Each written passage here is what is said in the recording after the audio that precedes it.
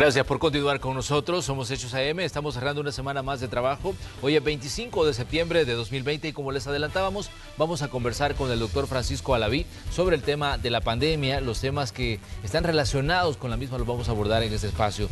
El gobierno, como ustedes recordarán, ordenó cercos sanitarios en Corinto, allá en Morazán, y también en San Francisco Gotera, siempre en ese departamento. Además, otro más en Santa Rosa de Lima, en el departamento de La Unión, y se ha estado evaluando la situación en San Miguel y también aquí en San Salvador. De hecho, ya les reportábamos que se están tomando pruebas en diferentes puntos de la capital para medir cuál es la situación en el municipio de San Salvador, capital del país, donde también se han venido registrando una serie de casos de COVID-19. Desde que comenzó la pandemia, este fue uno de los focos donde se registraron más casos de esta enfermedad. Con la activación de la economía, obviamente muchos ciudadanos se han relajado y esto hace que El Salvador camine en un territorio muy frágil en cuanto al manejo y la situación de pandemia. Vamos a poner algunos hechos en contexto y luego comenzamos con la entrevista de hoy. Para hoy se tiene estipulado que se lleve a cabo el tercer día consecutivo de las pruebas masivas que las autoridades de salud han ordenado que se realice en la capital salvadoreña. Son 3.000 pruebas de tamizaje con las que se pretende conocer cómo está la situación en San Salvador tras el incremento de casos en zonas con poca densidad poblacional. El ministro de Salud, Francisco Alaví, por el momento descarta que se esté viviendo un rebrote de la enfermedad. Hablar de una segunda ola, ahorita no podríamos. Estamos hablando de una primera oleada, de una fase activa de casos que se están identificando en diferentes zonas de la región metropolitana y central del país, asegura el ministro de Salud. Según Alaví, en estos momentos nos encontramos en una fase activa, en una fase en la que hay transmisión activa en el territorio, en la cual se están identificando los casos. Respecto a la resolución de la Sala de lo Constitucional en la que ordena a la Fiscalía investigar el incumplimiento de la medida cautelar ordenada la semana anterior, en la que prohibía solicitar la prueba PCR negativa a salvadoreños y residentes permanentes a su ingreso al país, el ministro de Salud sentó postura afirmando que se necesita pedir la prueba de coronavirus a los salvadoreños y extranjeros para ingresar al país, para conocer si el viajero presenta la enfermedad y evitar que pueda transmitirla al resto de la población. Para Alaví, no es congruente identificar oportunamente si un salvadoreño, un extranjero, pudiera llegar a estar desarrollando la enfermedad. Esta mañana conversaremos sobre este y otros temas con el ministro de Salud, Francisco Alaví. Bienvenidos a la entrevista de Hechos AM. Así es, de inmediato le damos los buenos días al doctor Alaví. Doctor, gracias por acompañarnos en este cierre de semana. Obviamente siempre hay mucho que evaluar en cuanto al tema de la pandemia y también en cuanto a los temas que se ponen en las agendas informativas relacionadas con lo mismo. Buenos días, doctor.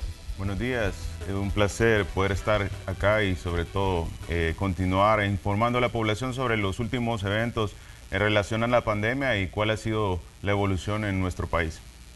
Doctor, en esos últimos días los ojos han estado puestos en Corinto, allá en Morazán, y también en Gotera, en Morazán, y también en Santa Rosa de Lima, y en las últimas horas en San Miguel y también aquí en San Salvador, debido a lo que ha estado ocurriendo y también a la toma de muestras para realizar las pruebas PCR. ¿Cuál es el diagnóstico que tienen ustedes sobre la zona oriental y los contagios de COVID luego de estos cercos sanitarios que se han montado, doctor?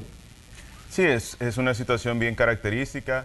Todos conocemos que se estuvo realizando las muestras y las pruebas de tamizaje de manera rutinaria con las cabinas. Se habían desplazado a diferentes regiones de nuestro territorio, con lo cual de esta manera nosotros podíamos acercar las pruebas de tamizaje a la población salvadoreña y por supuesto hacer una evaluación de cómo se va desarrollando la enfermedad en nuestro territorio. Hemos visto cómo hemos ido cursando varias evoluciones o varias fases en relación a esta pandemia, desde una fase previa a la llegada del virus a nuestro territorio, cuando detectamos el primer caso de coronavirus y cuando ya existe una circulación prácticamente activa en nuestro territorio. Y posterior a eso hemos ido identificando cómo iniciamos desde el primer caso, cómo la tendencia fue manteniéndose bastante estable cuando se practicaban todas las medidas de cuarentena, distanciamiento social, cómo observamos un incremento de los casos y también cómo observamos una disminución continua. Ahora, asimismo, estas muestras de tamizaje se vinieron realizando para poder evaluar cómo se desarrollaba en nuestro territorio y eso nos llevó a las pruebas de tamizaje del municipio de Corinto en el departamento de Morazán, con lo cual esas 300 pruebas que rutinariamente hacen las cabinas móviles identifican un alza inusual.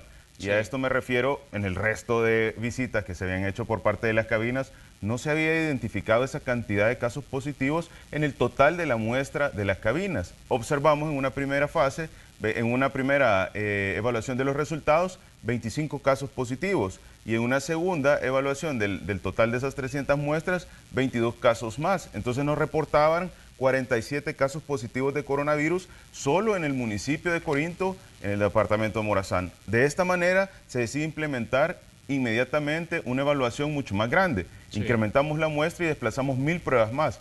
Pero en paralelo se hizo una estrategia en la cual nosotros compartimentalizamos las acciones o focalizamos esas acciones específicamente al municipio. Primero, para identificar si estos 47 casos son limitados o si estos 47 casos pues ya tuvieron un contagio con otra parte de la población, que evidentemente sabemos que con la facilidad de transmisión que tiene el virus, que puede llegar a transmitirse a 2 o 3 personas más, la cantidad de casos iba a ser mayor. Se realiza ese muestreo y se identifican más casos positivos, por lo cual se realiza todas las estrategias para identificar oportunamente casa por casa, si existen pacientes sintomáticos, pacientes sospechosos, se le entrega el kit de medicamentos y limitamos la evolución. Pero lo importante de esta estrategia, aparte de brindar la atención y ubicar la situación que estaba sucediendo específicamente en el municipio, es el análisis epidemiológico que se realiza.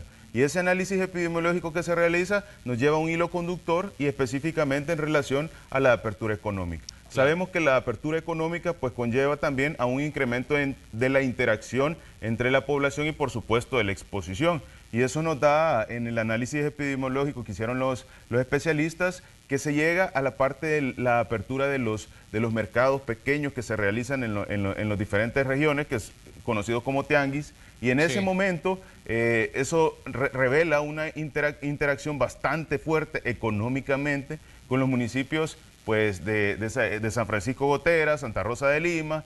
También había que tener muy presente la parte de que Corinto es una zona fronteriza con Honduras. Honduras ha estado reportando bastantes casos positivos y esa tendencia se mantiene. Y al hacer el análisis nos lleva ese hilo conductor a San Francisco Gotera. Realizamos las pruebas correspondientes y observamos exactamente una tendencia de una positividad inusual, 182 pruebas en el municipio, con lo cual se realiza nuevamente otra estrategia y correspondientemente también nos lleva a Santa Rosa de Lima, con el cual el resultado es similar. Se hace un análisis de San Miguel. En San Miguel observamos que también es una parte activamente económica y en relación específicamente con Corinto, con San Francisco Gotera y con Santa Rosa de Lima, pero la cantidad de casos positivos observados en San Miguel pues no era una cantidad de casos en igualdad como lo que se estaba observando en los diferentes otros municipios en los cuales se tomaron las estrategias focalizadas. Eso no quiere decir que no identificamos casos positivos, identificamos casos positivos. Y todos estos casos positivos que se identificaron en San Miguel también tienen las estrategias, pero estrategias que no implican un control mayor en el cual tengamos que limitar algún tipo de tránsito dentro del mismo municipio para limitar el crecimiento. Ahora bien, doctor, en San Miguel se hablaba de que se podría montar también un cerco sanitario a raíz de lo que había venido ocurriendo con la evolución de casos. ¿Qué tan cerca se está de tomar una medida, digamos, en una zona poblacional y en un centro de comercio tan importante ahí en Oriente? Realmente la medida no se toma o no se va a descartar, pues, a razón de cuánta densidad poblacional o a razón de cuánta economía pueda tener un municipio. Eso se toma en base a la cantidad de pruebas y sobre todo el riesgo que pueda tener la población de ese municipio, sea un municipio pequeño o sea un municipio grande. En ese sentido, las pruebas de tamizaje que se realizaron en San Miguel no nos reportan a nosotros una cantidad de casos confirmados lo suficientemente alta para poder decidir hacer esta estrategia focalizada en la región de San Miguel. Por eso le decimos a la población salvadoreña, por el lado de pensar en que llegase a ser un cerco sanitario en San Miguel, esa decisión ahorita se ha descartado por los resultados. Sin embargo, no podemos relajar las medidas. La principal causa de que se den incrementos en la cantidad de casos confirmados luego de un descenso sostenido en la mayoría de países ha sido el relajar las medidas de cuidado y los cumplimientos de los protocolos de bioseguridad. Hay mucha discusión en el tema de que si esto se trata de una segunda ola, si esto se trata de un caso, y ya los especialistas internacionales lo han comentado. específicamente la portavoz de la Organización Mundial de la Salud, también la portavoz de la Universidad Americana de Washington. Ellos hablan muy específicamente en decir, para que nosotros podamos obtener una segunda ola en el coronavirus, tendríamos que tener una disminución de casos prácticamente a cero y después iniciar una nueva cantidad de apariciones, específicamente de casos confirmados. Eso no ha sucedido en nuestro territorio. Hemos observado incrementos, una disminución, pero se mantienen siempre. Lo que estamos observando es una distribución diferente del desarrollo de la enfermedad. Estamos observando una distribución de la aparición de casos positivos en las zonas periféricas de nuestro territorio. Sin embargo, nosotros continuamos con todas las medidas y es por eso que se decide un sobremuestreo en las partes más densamente pobladas. Hablamos específicamente de San Salvador. Hemos visto cómo este día se cumple prácticamente el tercer día de realizar 1000 pruebas diarias. Y esto nos da a nosotros una certeza de cómo va evolucionando dentro de un área densamente poblada que ya se ha visto afectada y que de alguna manera esperamos una menor susceptibilidad de esta enfermedad en la población del área metropolitana y del Gran San Salvador. Ahora bien, en San Salvador se han estado tomando pruebas masivas en estos últimos días. De hecho, hoy ya teníamos los reportes de cómo está la actividad en los lugares donde se van a tomar las pruebas correspondientes a este día.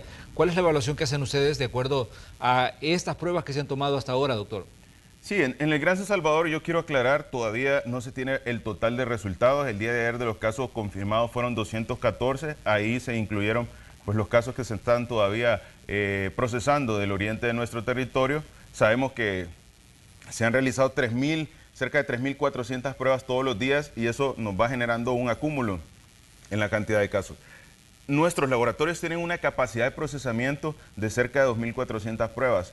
Y esto es bien importante porque a pesar de que tengamos insumos y reactivos para poder procesar mayor cantidad de pruebas PCR, lo que no tenemos es la capacidad del laboratorio para realizarlo. Entonces nos limita y nos genera una mora o un acúmulo de esas pruebas. Es por eso que todavía estamos pendientes de los resultados de San Salvador, pero al tener toda la evaluación de la muestra de 3.000 pruebas que se han realizado, nosotros vamos a poder tener mucha más certeza, una prueba mucho más significativa y tomar estrategias en base a estos resultados. El día de ahora van a continuar estas pruebas realizándose en Gran San Salvador, van a ser los puntos El Redondel, Masferrer, también van a ser la Plaza de la Salud, El Salvador del Mundo y frente al Estadio Cuscatlán. Con lo cual llamamos a la población salvadoreña a que si tiene la necesidad de realizarse una prueba, pues pueda asistir a estos lugares. Doctor, continúa la controversia respecto a exigir las pruebas PCR a quienes ingresan a territorio salvadoreño.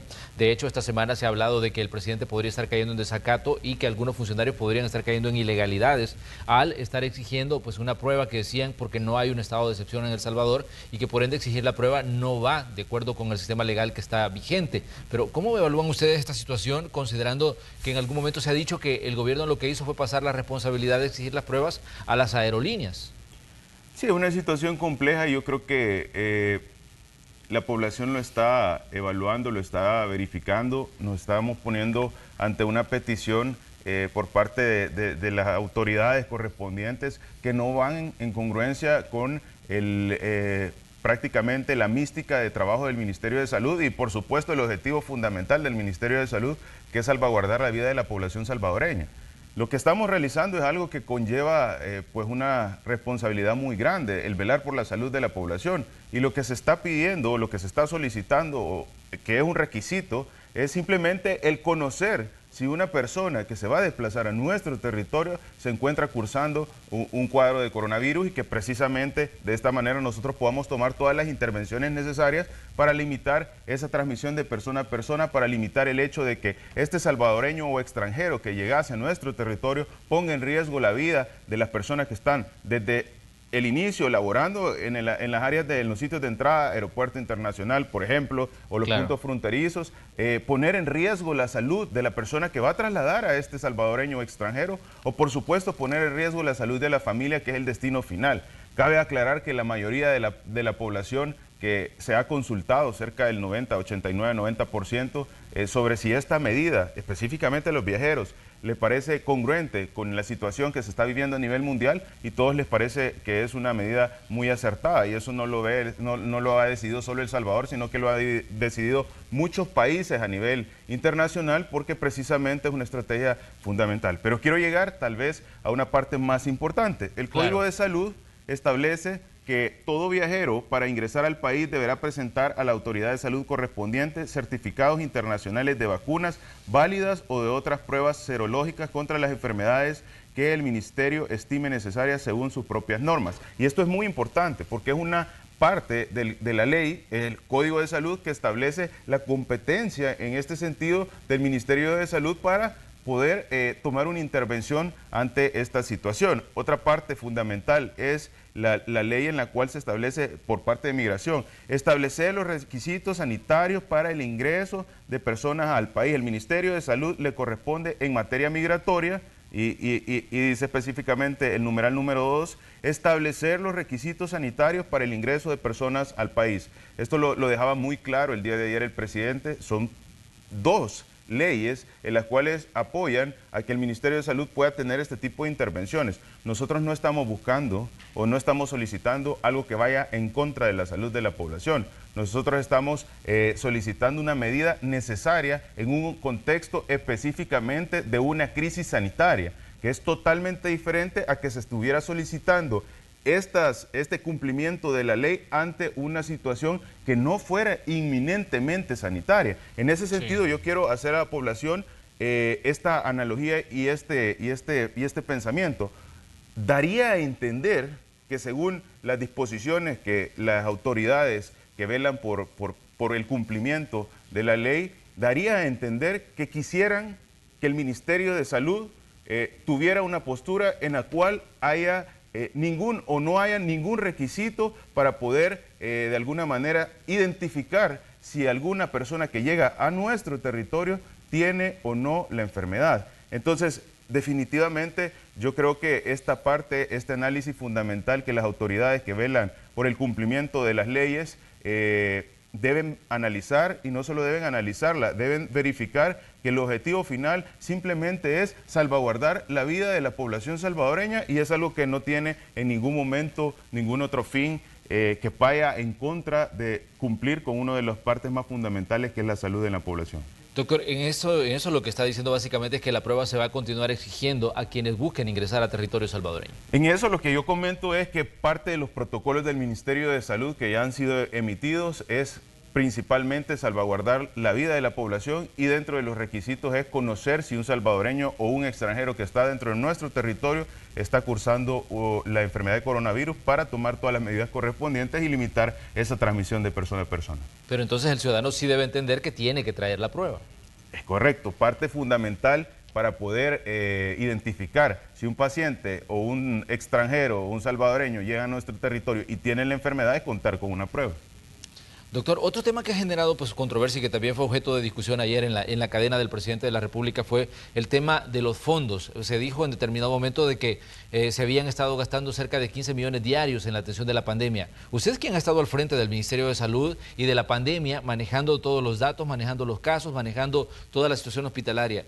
¿Podría decirnos, doctor, cómo está este tema de los fondos y las inversiones que se han hecho en cuanto, digamos, al manejo en sí de la pandemia en El Salvador, en el área específica de salud?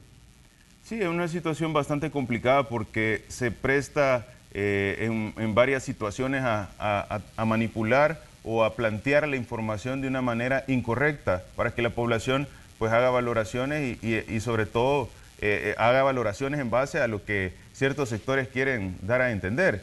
Claro. Si bien es cierto, hay una aprobación por un monto presupuestario que ya el presidente ya lo dejaba bastante claro, eso no quiere decir que esos fondos hayan llegado al ministerio, y esa es una parte bien importante, porque considero que no es válido tratar de hacer verle a la población que se ha dado o se ha aprobado una cantidad de fondos y realmente esa cantidad de fondos pues no ha tocado el Ministerio de Salud, esa cantidad de fondos no es la responsable de la compra de medicamentos, esa cantidad de fondos no es la responsable de la compra de insumos.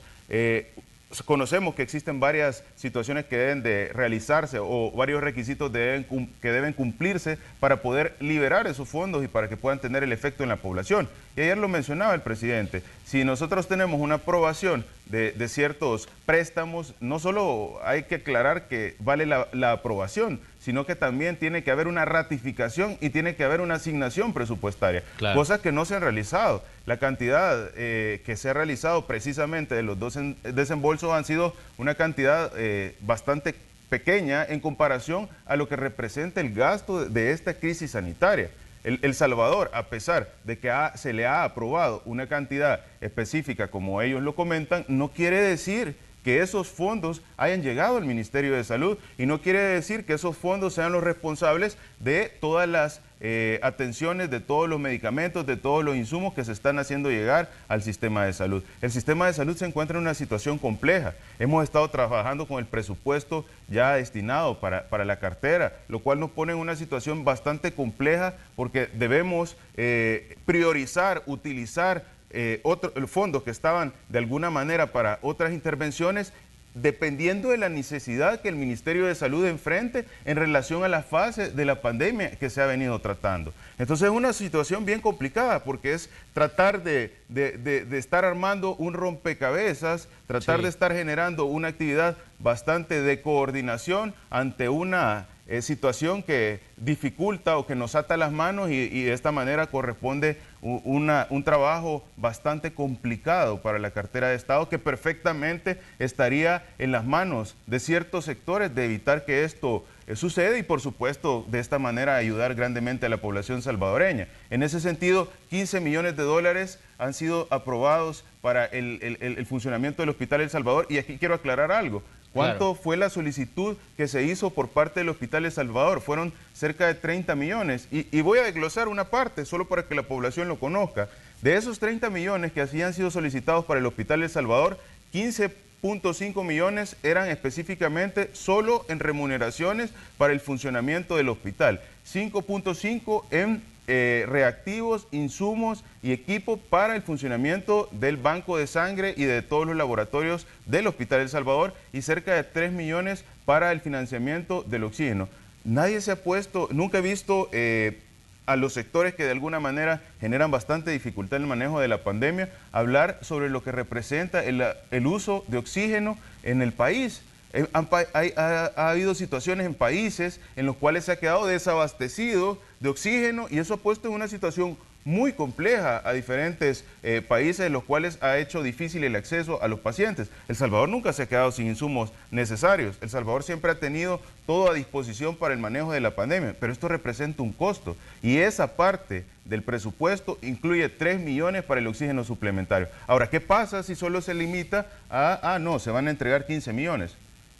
Está cortándose todo el financiamiento y eso quiere decir también, y la población y el personal de primera línea, quiero que lo analice, no creamos que son los 15 millones de los contratos o los 15 millones de las remuneraciones salariales del personal, como quieren hacerlo ver. Pues evidentemente, al darnos solo la mitad del financiamiento, nosotros tenemos que acoplarlo, incluido la parte de remuneraciones y todo esto. ¿Qué se está realizando?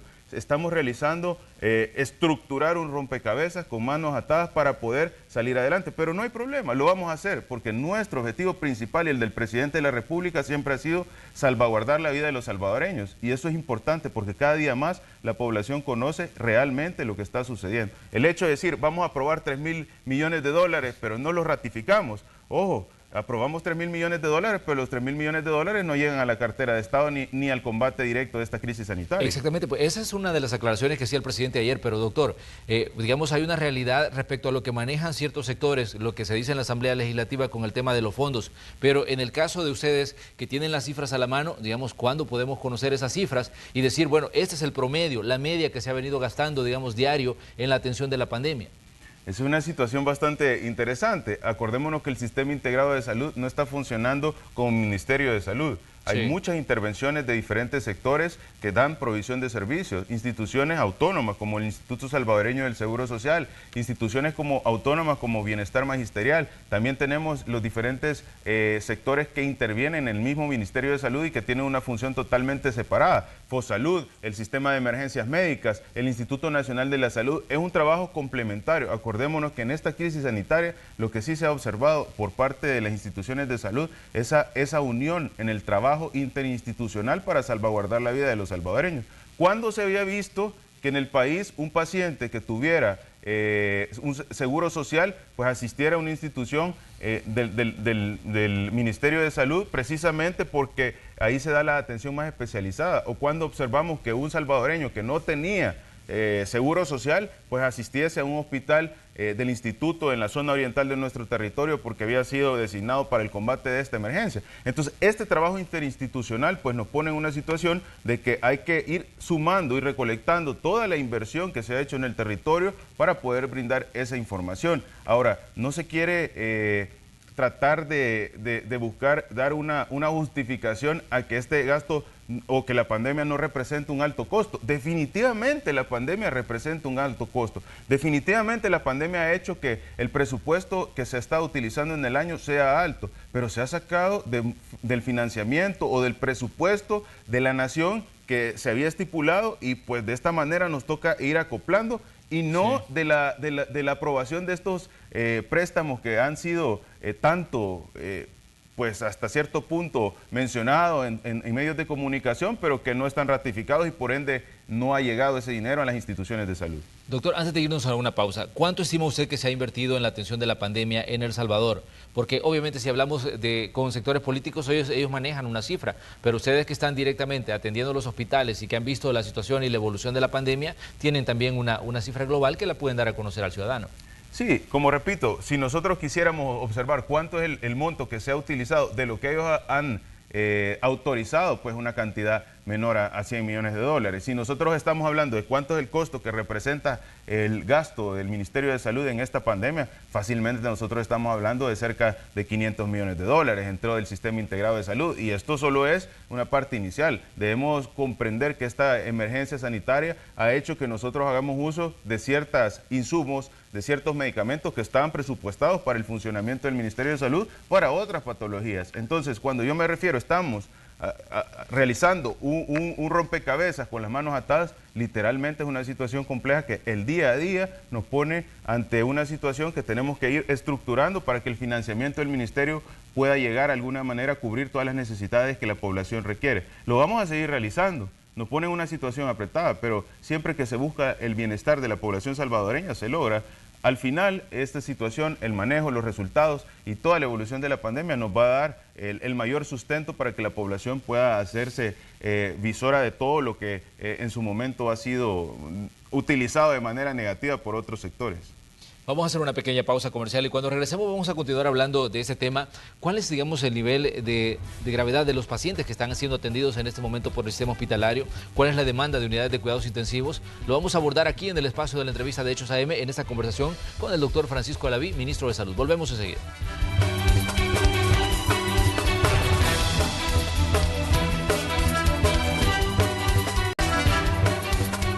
Continuamos con más de la entrevista de Hechos AM. En esta mañana de viernes estamos cerrando la semana en una conversación con el doctor Francisco Alaví, ministro de Salud. Vamos a echar un vistazo rápidamente a los datos que se manejan en la página de COVID-19. Ahí tenemos este dato al que usted debe prestarle atención en este cierre de semana. 28.415 casos confirmados en El Salvador, es decir, personas a las que se le hizo la prueba y que definitivamente se confirmó que estaban contagiados de COVID-19. Luego tenemos las personas recuperadas, 22.643, y el número de muertos que ha llegado a 823. El número de casos activos, 4.949. Doctor, ¿cómo podríamos evaluar estas cifras que tenemos en pantalla y cómo indican, digamos, la evolución de la pandemia en El Salvador? Estamos hablando de 823 salvadoreños que han muerto víctimas de esta enfermedad, por lo menos en la página oficial, porque siempre se ha manejado que hay un subregistro de datos y que podría hacer que estas cifras se incrementen considerablemente. Sí, definitivamente nos da a nosotros pues una tristeza el poder perder una víctima, una vida de un salvadoreño. Eso es algo que creo que ningún país desearía en este momento y en ningún momento específicamente cuando se trata de una enfermedad o de una crisis sanitaria.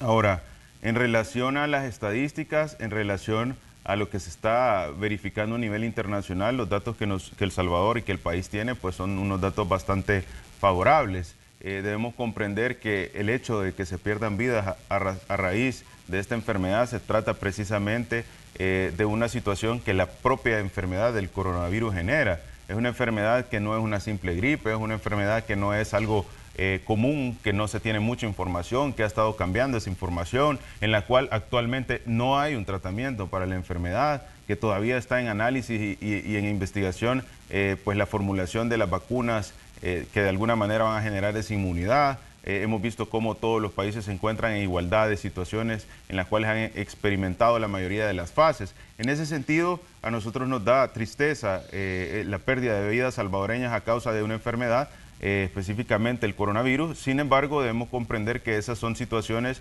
específicamente que generan estas patologías y que precisamente por eso las pandemias son de alguna manera una situación compleja en salud que ha puesto ya en 4 ocasiones al mundo ante una situación bastante difícil. Sin embargo, se ha realizado todo lo necesario, se ha visto cómo ha habido un trabajo interinstitucional articulado, y no solo interinstitucional, ha habido un trabajo articulado en la población salvadoreña y en sí en todo nuestro territorio. Hay siempre dificultades con algunos sectores, pero debemos comprender que el esfuerzo que ha realizado la población, el esfuerzo que ha realizado las diferentes instituciones ha sido bastante grande. En ese sentido, los datos son favorables. Si bien es cierto, nosotros tenemos una cantidad de información, hay que aclarar muy bien, esta cantidad de información que se está obteniendo y este análisis de datos es correspondiente a la cantidad de muestras que se toman.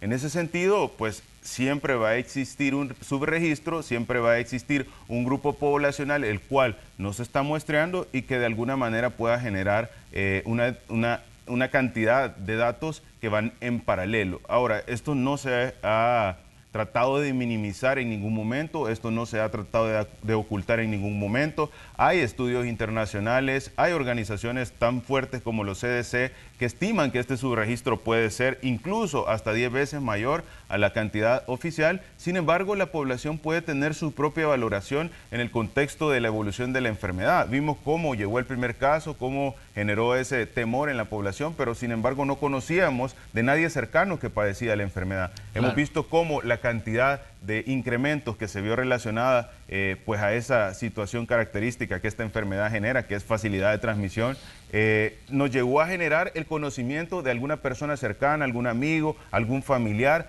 que no solo llegó a estar con este desarrollo de esta enfermedad de manera asintomática, sino que conocíamos de casos de personas que tenían complicaciones o incluso que llegaron a perder la vida ante esta situación. Y también hemos visto cómo hoy la situación, precisamente en nuestro territorio, pues no es la misma que en ese momento en la cual conocimos de alguien con esta enfermedad. Entonces, la realidad de lo que los salvadoreños estamos verificando día con día es congruente con el reporte de las estadísticas. Y eso nos da a nosotros esa certeza de que todo el análisis, de que todas las estrategias que se han tomado han sido efectivas. Sin embargo, no deben de ser una herramienta para que nosotros bajemos la guardia y sobre todo de alguna manera relajemos las medidas, porque precisamente eso es lo que conlleva a que este desarrollo de la enfermedad continúe en crecimiento, no que reaparezca, porque nunca se detiene, sino que hablamos de que las medidas, la disminución de las medidas, el relajar las medidas, hace evidente nuevamente el crecimiento de casos en sectores específicos y generalmente en sectores donde hay mayor susceptibilidad. Doctor, ¿cuál es la demanda que hay de unidades de cuidados intensivos en este momento en El Salvador? Porque en determinado momento, cuando comenzaba la pandemia, pues esto era una de las preocupaciones, el tener los suficientes espacios para atender a personas que pudieran demandar pues un respirador o que pudieran demandar una atención más directa de parte del personal sanitario. Importante esa pregunta. Nosotros tenemos hoy una capacidad bastante alta para poder manejar pacientes en unidades de cuidados intensivos, situación que nunca se había tenido en nuestro territorio. Y para que la población conozca, el hecho de decir una unidad de cuidados intensivos va más allá del hecho de pensar que es una instalación física. El hecho de contar con una unidad de cuidados intensivos es no solo hablar del lugar donde va a estar la cama hospitalaria, sino que es hablar también de equipo, ventiladores mecánicos, monitores, es hablar de líneas vitales, es hablar de personal necesario para cubrir estas áreas, es hablar de la administración de ciertos medicamentos que son mucho más especializados, y específicamente es hablar de un complemento de intervenciones en equipo que forman una unidad de cuidados intensivos. Ahora bien, esto es una situación que el país pues estaba en grandes deficiencias y que ahora no hay necesidad de tener que esperar o de tener que de alguna manera estar en una cola para poder acceder a esa unidad de cuidados intensivos, que era lo usual. Y no me dejará mentir los familiares y sobre todo el gremio de personal de salud, que en nuestras instituciones anteriormente nosotros teníamos que poner en fila a cuáles iban a ser los pacientes que se iban a priorizar para poder entrar a una unidad de cuidados intensivos, específicamente por la limitada cantidad que habían de estas unidades. Sí. Hoy el país no solo tiene un respaldo en unidades de cuidados intensivos, sino que tiene un respaldo para sustentar cualquier posible incremento de casos de coronavirus. El día de ayer, en el consolidado de camas, acá lo tengo, de camas disponibles, nosotros tenemos para atender pacientes de coronavirus 1.955 camas disponibles para la atención de pacientes con coronavirus. Eso es un respaldo fuerte. Esto es sin dejar de lado el funcionamiento de las instituciones de salud para brindar las atenciones específicamente que ocurren en el año. Accidentes de tránsito, enfermedades crónicas que de alguna manera no están controladas, o problemas gineco-obstétricos o problemas de pacientes o de población pediátrica. En ese sentido, hay un respaldo, eso ha sido el fruto del trabajo articulado y sobre todo del apoyo del presidente de la República, que ha permitido que el sistema de salud se desarrolle. Yo creo que hay validez en tener variedad en la manera de evaluar, de pensar y de opinar. Sin embargo, creo que es evidente que el sistema de salud tiene un desarrollo que definitivamente no se contaba anteriormente. Doctor, ¿cómo se encuentra el abastecimiento de medicamentos? Porque este es otro punto importante, no solo para atender a pacientes de COVID-19, sino para atender a pacientes en general del sistema de salud. Es una situación muy interesante la pregunta, y sobre todo quisiera aclarar y que la población conozca un poco más. El sistema de salud por los años ha acumulado deficiencias, y el cuadro de medicamentos no es la excepción. Hablamos de un cuadro básico, y cuando me refiero a un cuadro básico es bastante básico de medicamentos, y quiero explicar más o menos para que tengamos un comparativo. Un presupuesto de medicamentos específicamente en una institución no tan lejana a nuestra institución, que es el Ministerio de Salud, vámonos al Seguro Social, que representa la atención del 25% de la población salvadoreña, está aproximadamente formulado por cerca de 300 millones de dólares. Y el presupuesto que el Ministerio de Salud encontró para atender a ese 75% de la población estaba estimado en 50 millones de dólares. Entonces, evidentemente hay una brecha bastante amplia. Se ha logrado hacer las intervenciones y se incorporaron cerca de 30 millones para este año, con lo cual se implementó cerca de 80 millones de dólares para el cumplimiento del cuadro básico. ¿Por qué en años anteriores nunca había ese abastecimiento del 100%? Fácil, porque la cantidad del monto que se asignaba no es suficiente para cubrir los gastos de las instituciones y específicamente de toda la red hospitalaria. Y no solo no es suficiente para cumplir con eso, sino que es el hecho de que estamos tratando de cumplir un cuadro tan básico que por supuesto podríamos tener mucho mejores resultados si el cuadro de medicamentos del país fuera de mejor calidad, y no solo que hablemos de calidad, sino que de mejor tipo o generaciones de medicamentos que de alguna manera representan un gasto mayor. Hemos visto cómo no se había presupuestado anteriormente ni siquiera el factor 8 o cómo no se presupuestan medicamentos para el tratamiento de los pacientes oncológicos. En ese sentido, quiero que la población conozca, estamos tratando en este momento, en medio de una crisis, no solo de mantener el abastecimiento, sino que también de desarrollar ese cuadro y de alguna manera poder ir incorporando.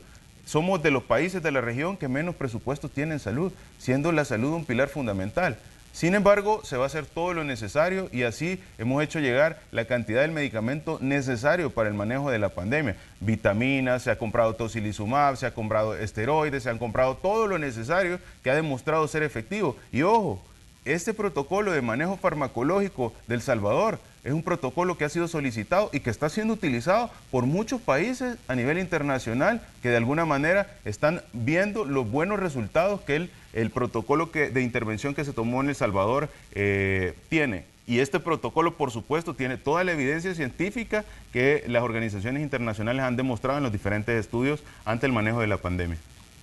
Doctor, ¿cuál es la mora que se tiene, por ejemplo, en tratamientos como cirugía? Sabemos que la pandemia vino a complicar aún más la situación hospitalaria debido a que se debía de enfocar esfuerzos para atender a pacientes que se contagiaran de COVID-19, pero también había otro número importante de pacientes que estaban demandando atención, pero que se puso, digamos, hasta cierto punto en pausa ciertos tratamientos. ¿Cuáles consideran ustedes que son las moras que se tienen a raíz del tema de la pandemia? Las moras podemos dividirlas en dos servicios principalmente. Uno es por el lado de la consulta externa y la atención de áreas muy especializadas, áreas como cardiología, áreas como neurología, que eso no se ha visto solo afectado en esta situación de la crisis sanitaria, sino que venía siendo el acúmulo de las deficiencias del sistema de salud. Y por otro lado tenemos las moras quirúrgicas.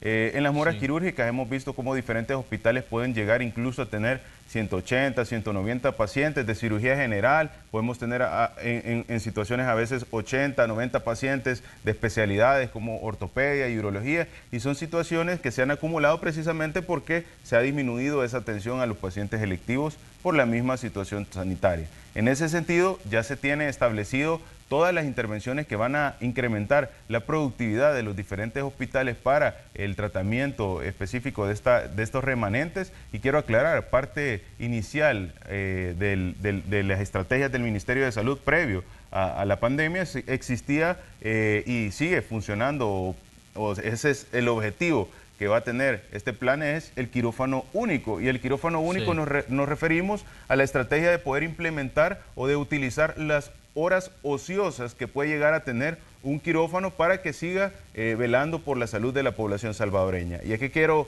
explicarlo un poco. Un quirófano en un hospital puede funcionar al 100% de 7 de la mañana a 3 de la tarde, pero la cantidad de personal que de alguna manera se queda en la jornada nocturna puede ser menor, por lo cual solo se queda funcional 1 o 2 salas de esos quirófanos. ¿Cuál es el objetivo? Implementar equipos de trabajo que puedan realizar la función al 100% de su capacidad en los diferentes quirófanos durante las dos jornadas de trabajo. Con esto nosotros logramos ir disminuyendo la mora y acelerar ese proceso para que la población pueda acceder rápidamente a los servicios de salud. Ahora, la mora de la consulta externa no solo corresponde a la pandemia.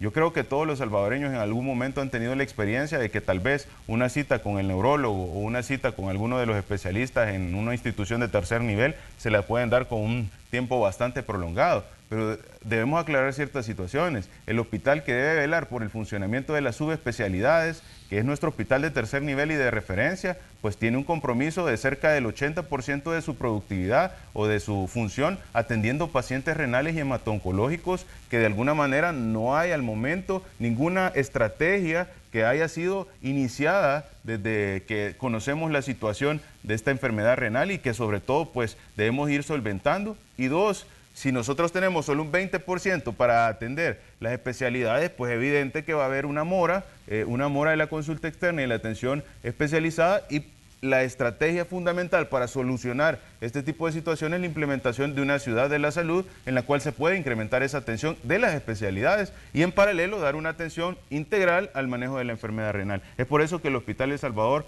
es tan importante, porque no solo es el hospital o la área que ha sido designada para el manejo de los pacientes COVID, sino que va a ser una zona en la cual se va a ir utilizando diferentes especialidades y la población va a poder acceder mucho más rápido, con mucha mayor facilidad a los servicios especializados de salud. Doctor, ¿cuánto estima usted que le va a estar costando, digamos, al sistema de salud el mantener funcionando el Hospital El Salvador? Porque como decíamos, estamos en el mes en el que se definen los presupuestos para funcionar en 2021. Me imagino que ustedes están estratificando el presupuesto de salud o ya lo tienen listo, porque obviamente estamos ya estamos a 5 días para que se vence el plazo de que el Ejecutivo tiene que presentar el plan de gastos para el funcionamiento del Estado en 2021. Y entre estas áreas está obviamente la de salud. Digamos, ¿cuánto se estiman ustedes que va a costar o cuánto van a destinar para funcionar, para que continúe funcionando el Hospital El Salvador en este año que viene? Son cerca de aproximadamente 60 millones los que el Hospital El Salvador pues va a utilizar para su funcionamiento el otro año. Eso, cabe aclarar, no solo es para el funcionamiento, sino que también es para el desarrollo del hospital y el crecimiento de la estrategia de la ciudad de salud, de ese complejo en el cual se va a brindar muchas más atenciones en salud. Y es una situación que de alguna manera pues va a tener un impacto directo en la población, y la población lo va a poder verificar que este tipo de intervenciones y funcionamiento pues realmente está a favor de la población. Ahora, esto es en base al hospital número 31. Sabemos que el presupuesto del Ministerio de Salud no solo es atenciones especializadas en los hospitales, y yo siempre menciono una parte para que la población lo conozca. Sí. Una de las mayores intervenciones que el sistema de salud tiene, o uno de los brazos más fuertes que el sistema de salud tiene, es la atención primaria en salud, o el primer nivel de atención. Sí. Y eso hay que fortalecerlo. El funcionamiento de las unidades de salud, el funcionamiento, la verificación por parte de nuestros promotores, inspectores, enfermeras comunitarias y el personal que anda realizando el trabajo a nivel territorial es sumamente importante. Y a manera en que se desarrolla o que se incrementa todas las herramientas para que este primer nivel de atención sea de mayor capacidad resolutiva, pues evidentemente vamos a utilizar menos el sistema de atención más especializada, porque vamos a disminuir la cantidad de procesos que llegan a complicarse o que llegan a degenerar una situación en la salud de la población salvadoreña, y nuestro territorio, nuestros resultados en salud van a tener una mejor evaluación.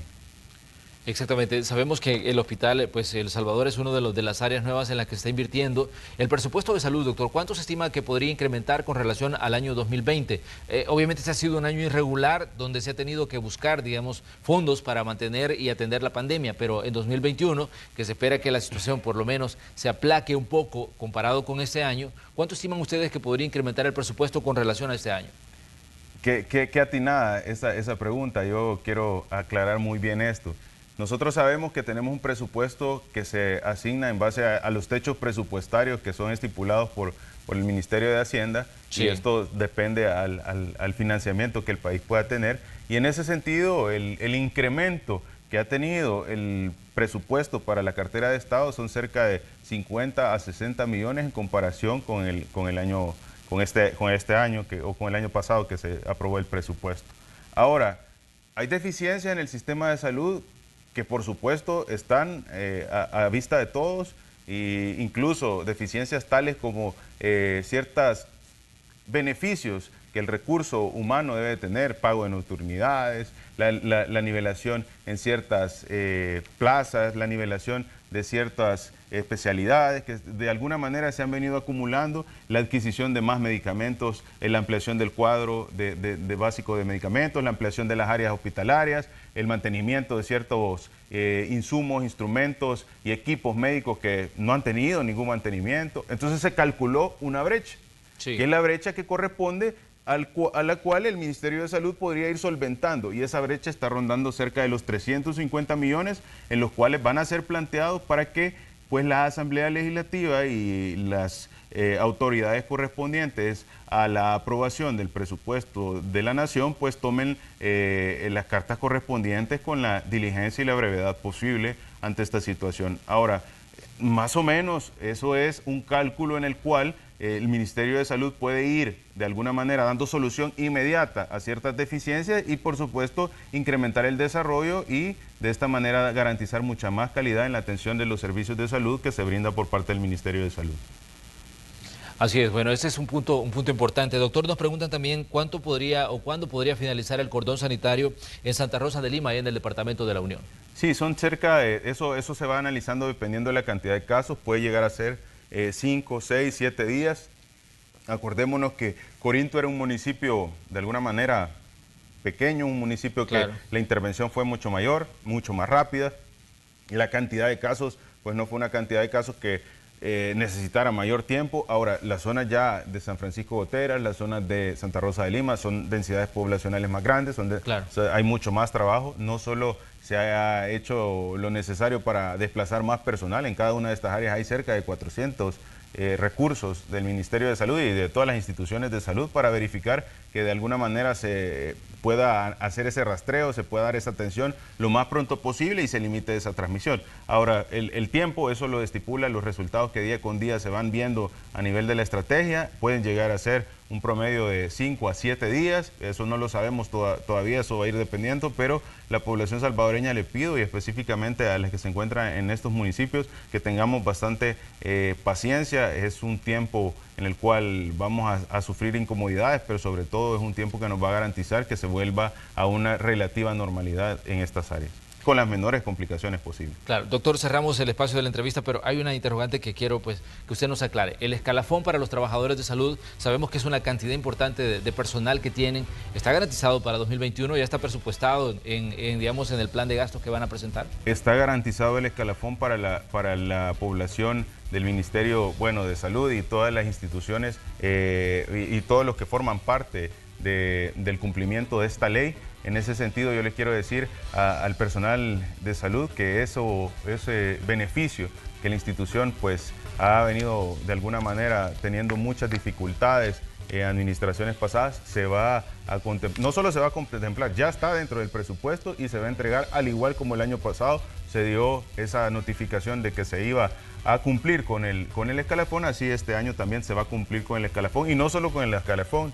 Ya hemos visto cómo se han reunido las diferentes organizaciones de trabajadores para explicar cuál va a ser el manejo que se le va a dar a las nocturnidades, el manejo que se le va a dar al tema de los ex cuota, que el gremio que trabaja en salud sabe a qué me refiero con los ex cuota, el tema de la reclasificación de plazas, una situación bastante importante. Tenemos cerca de 80 médicos que han venido expresando la necesidad de reclasificar su plaza para tener pues esa estabilidad, y sobre todo más que esa estabilidad, la asignación de las funciones acorde, y no solo la reclasificación de médicos, sino que de personal de laboratorio, de personal de nutrición, de personal de odontología, y una situación que se ha venido acumulando. El desarrollo también de la situación en la cual ciertos beneficios como las vacaciones de alguna manera se habían visto afectadas, y con esto nosotros vamos a poder dar esa tranquilidad a los trabajadores de la salud, que sí se está beneficiando, que sí se están buscando acciones directas que van a traer beneficio y que de alguna manera van a ser un legado para el personal sanitario del Ministerio de Salud. Doctor, le queremos agradecer que nos haya visitado en este cierre de semana. Siempre pues es importante conocer datos de la pandemia, de las autoridades de salud, y contrastar esta información con todo lo que se dice respecto a esta situación y al manejo de la misma. Gracias, doctor, por acompañarnos. No, muchas gracias a ti, Manuel, por la invitación, y sobre todo a la población por escucharnos cuál es el desarrollo de esta enfermedad en nuestro territorio. Muy bien, doctor, que tenga buen día. Vamos nosotros a una pausa comercial, y cuando regresemos vamos a continuar con reportes de los equipos de Noticiero Hechos. De hecho, estamos dándole seguimiento a uno de los lugares donde se han colocado pues las unidades móviles para tomar pruebas PCR. Si usted está interesado, le vamos a dar datos de cómo está la afluencia a esta hora. Además, vamos a tener el reporte del clima con Carlos Artiga, y también la información deportiva y el entretenimiento con Lorena Mengíbar. Siga con nosotros, somos Hechos AM.